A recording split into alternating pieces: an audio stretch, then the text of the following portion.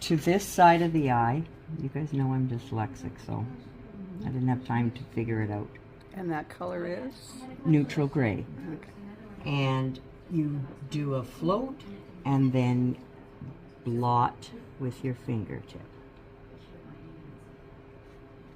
I blot to give it a nice blur. Then I'm going to take avocado while that's drying. I'm going to take avocado and I'm going to come up this side of the eye. I'm trying to leave a little bit of black along the edge. If I don't, I go back after and I outline it again. I think I want this a little wider. Are you using a round there? Yeah, I'm using my 0 round. Come up here, pick up a little bit of warm white on the dirty brush, and then streak it in the middle. I'm not trying to choke out all of that. I'm trying to highlight it. So I still want to see some of that. So now it has dried a bit, the other side. So I can take a little bit of sand gray, thin down. That gives it a lot of dimension. Just kind of pops, yeah. And then this, we take sand gray, thin it down, nice and inky. And I'm going to come and do what we call like a starburst. So we do that. And then I'm going to take and do nice and fine a little comma highlight, sand gray as well. And the last part we touch to these is a little bit, now watch this add a real sparkle to his eye. Oh, just in the Warm center. white just in the center. Wow. Okay, that's his eye. A lamp black. And of course, when you're doing something like this, you have to thin it down. So I'm going to take my liner and I'm going to, if I don't have to thin down too much, I can just use my liner to grab a little extra paint, a little extra water, pardon me. And I'm going to first start with outlining, because remember I talked about leaving a little bit of black that I didn't. So I want to come along there and do that. I just base coated this, touched up my hat, and now I'm leaning my arm against it. I've used my brain cell capacity already today. All right, so now again, I'm gonna, and I can see even where some of my tracing lines are that I didn't base coat right out to the edge, so who knew? So you see, nice and slow, take your time, and re-outline. See that? Just a sliver of black around there. And if you have it, you know, like a little bit uneven, or you may have gone over the line when you were just doing this demo, you can go back and touch that back up again. We're also going to be, and you can choose to put your eyelashes on. I've got my picture under here somewhere. And I always say, just keep that handy, right? Like, have it close to where you're working so you don't have to be looking around for it. So we're going to take and we're going to pull in eyelashes. You can make them short, you can, they should be fatter where they come from. There we go.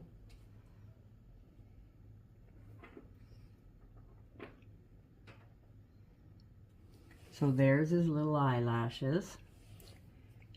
And then the same thing here.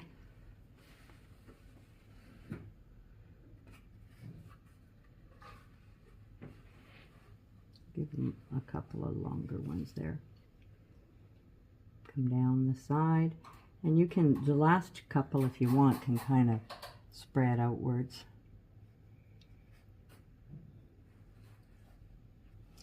And his eyebrows are thinned black brown. That's really black, that mix of black brown. It's a different one that I've squirted out. That looks better. And nice and inky and thin. So we're just going to apply those. We don't want them to be bold.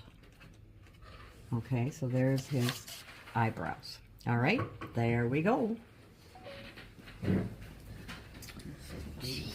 actually going to put a little portobello in it. I think that it just is a little stark, so that's what I'm doing. I use a liner if you want. I prefer the chisel of my brush. So I would start with the brush on its chisel and come along the top.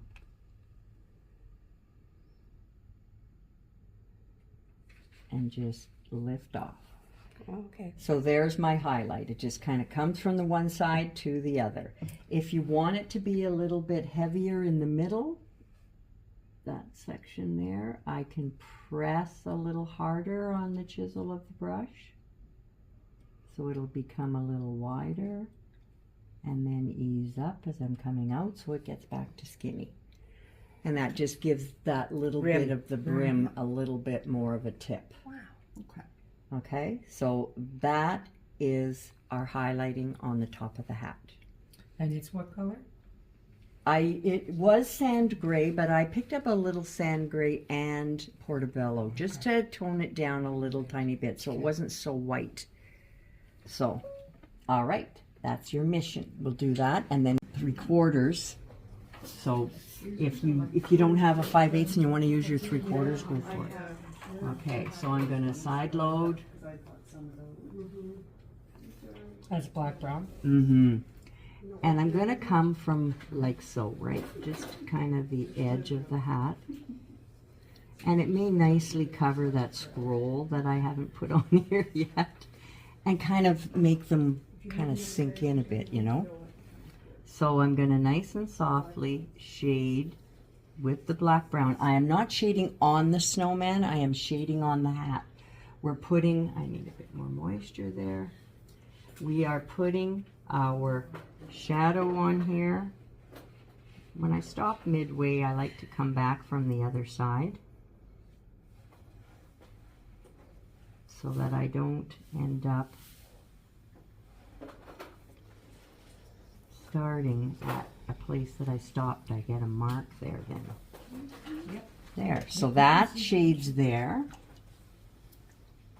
Then we're going to, again, with the black brown. Now our black brown is a mix we use all the time. So if you like that color, if your bittersweet's getting low, go ahead and mix up some black brown. It's 1 part black into 5 parts brown.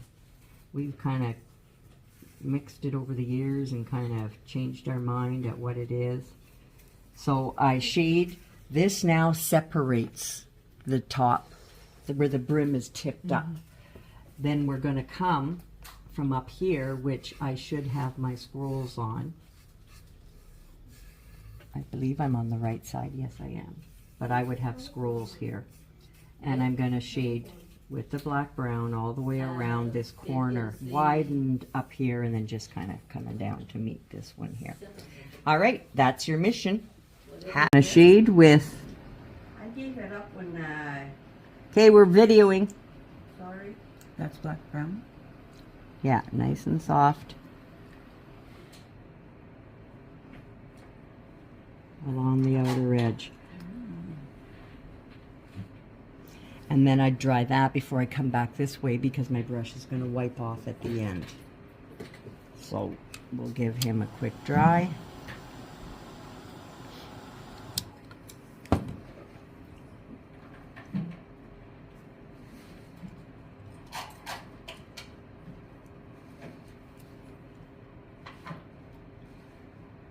And it's nice and dark. It's strong. Our black brown. I'm getting on my base coating edges there. So I'll go back and get those because they drive me crazy. See how I've got those little lines there? That's from kind of repeated base coating over top while it's still wet and not sanding in between.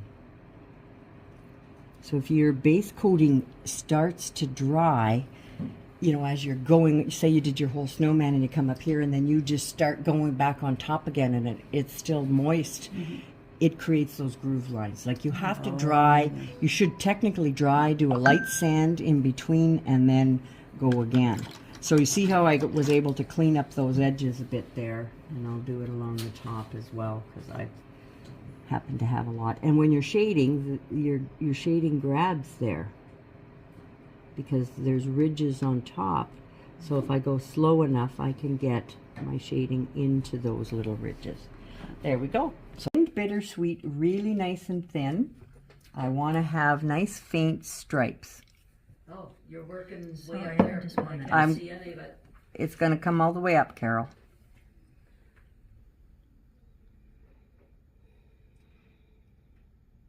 So I bring stripes all the way up the scarf. See how nice and thin they are? They're coming across the other direction. I'm following the shape of my curve of my scarf. This adds so much more to it, even though it's very thin and sheer, but it stops you from seeing how you weren't even before. You know, all of this is really, I mean, I'm just guessing that you weren't even. I know I wasn't. Oh, you must have looked at mine. So we go like so, and I will continue with these from the bottom all the way up, creating, and I would load each time because it's a long run that you're doing. You don't want to get halfway up and run out of paint. I'm not pressing hard. And you see I've got my hand quite high up the brush too. Blot on there so that I don't have an extremely, see that it's getting skinnier, so I'll turn my brush as if it's off the edge. So I will continue the vertical stripes coming on this one. Of course, they were vertical stripes until the scarf got wrapped around his neck, and then these ones. 2 stripes to put on. And we're going to take, I'm going to go with my bittersweet first. You have to thin it a bit, but not as much as we had for the wash, okay?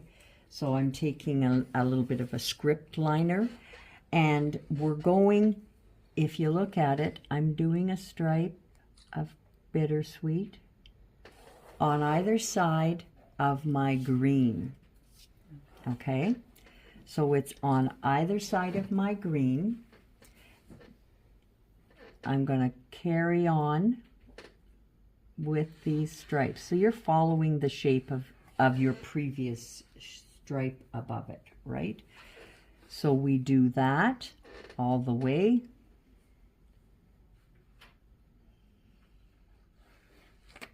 And actually, Liz, I'm going to get you to turn him for a second.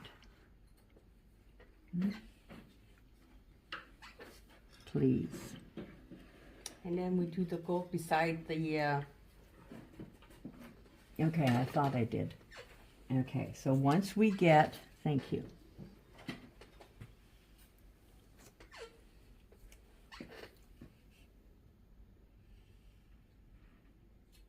Once we get these all on this one section, I will switch, and now we're going to come up this empty section. It's the same color? Mm-hmm. So you see with all of these lines, I didn't have enough moisture in there. With all of these lines going this way and that way, you're not going to notice if you're off a little bit or your stripes have more of a wiggle here or there. Remember to have it thin enough so that you get a nice run with it. The script liner holds more moisture and more paint, so you get to go a long way. I hold the brush up, but I lay the tip on there, so it's easier to, so do you see what I mean? I'm not on my point, I'm laying that brush down, and then I'm able to drag it nicely. And you see all these lines going this way and that way, and it's lovely. And the gold will go on the green stripes. So we take gold, and that's going to pop these up. See how pretty that looks. And if you're like, love gold, I want more gold, you can go, you know, you could go through, if you wanted it, it could go through these stripes as well. No reason it can't. But if you do it, you got to do it on all. But I like it.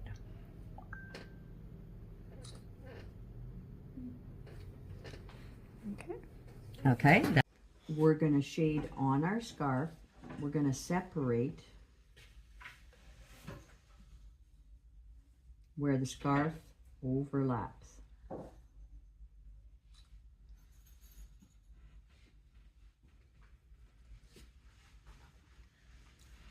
And then we're also going to shade along the scarf.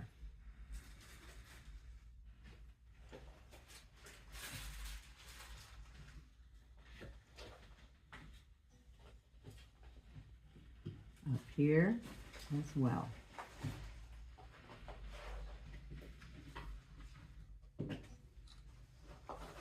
And you've got a lot of stripes on there now but do you see how that changes the scarf? So we're gonna shade, again, I'll shade there and down the sides of the scarf.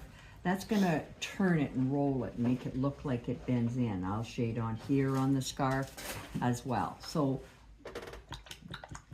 next I'm gonna shade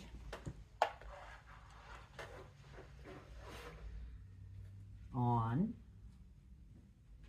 the body. So we're talking beside the scarf on the snowman. Nice and soft. You're keeping it nice and thin. That's the important part. If you're nervous about shading and keeping it thin, you can always use your stain antiquing medium or blending gel. That really helps. Load your brush in the gel, work it in, not tons, but if you don't like what's happened, it keeps your shading sheer. But if you're not happy with what happens, you're able to wipe it off. Okay. And that makes a big difference. It actually gives you confidence, because you feel like, okay, I know I can fix this very easy. I can take it off. I want my bittersweet to be thin when I'm doing this shading, just a little thin. But you see, just coming down beside that scarf, and I haven't shaded on the scarf here yet. I talked about it, but I hadn't. And I can shade right underneath on the tassels as well. But it's nice and soft on the body next to the scarf. Don't press hard. And then after that's dry, I'll come along up on the outer edge of the body. So all of my body, like by my head, I see I missed a spot here. My brush went flying, went over by So I can strengthen up areas. And then the same shading's gonna happen down here. We're gonna use a large brush, a 1 inch, and shade. And it is heavier on this side, whichever side that is, right or left, I'm not sure. Okay. But you're gonna shade it stronger up that side. So you'll see that in your photo. Okay, so nice and big, shade it out. And if you prefer to use those kitchen sponges, you know, you dampen it, side load the corner, and you can shade all the way along the outer edge with that as well. Yeah.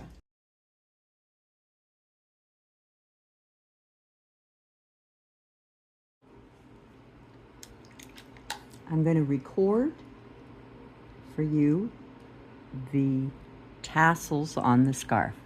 So we've thinned down all the colors that we've used. So I'll start with some of the avocado bittersweet mix. And you don't want them all perfectly going straight. I've thinned it down with water. And I'm using my number 1 liner. And I'll pull them off facing different directions. Then I'm going to dip into some of my thinned milk chocolate And I'll pull in a few of those. Back and forth. We're going to get into our thinned almondine, the base color of the scarf, and we'll just come through with a bit of that. Crisscrossing again, back and forth across each other. And then lastly, I'm going to have a little bit of my glorious gold. Remember, you keep your liner standing upright when you're using it. We always thin our paint a bit. It's not thin to the point of a wash, but thinned enough that it will help it flow off of our liner. So back and forth. I never end up with them all being the same length. And then I'm going to just take, I'm grabbing into the green here. That's good enough. You can have some bittersweet ones in there if you want to. Wouldn't hurt. Did a little knots, and then I'll just touch into the gold and do a little highlight on my little knots. That's good enough. There we go. So that's how we add the tassels on the scarf. I'm going to take a piece of a kitchen sponge, and I've cut it into a chunk, a square. We want a dense one, which means that they don't have lots of big holes. They're very tiny. So I'm going to take this sponge, I've cut it in a square. So you see, I'm going to load what I'm going to call the corner, and I'm going to take and I'm going to blend it back and forth on my palette so that it just works its way out a little bit like you would on a brush, walking your paint out.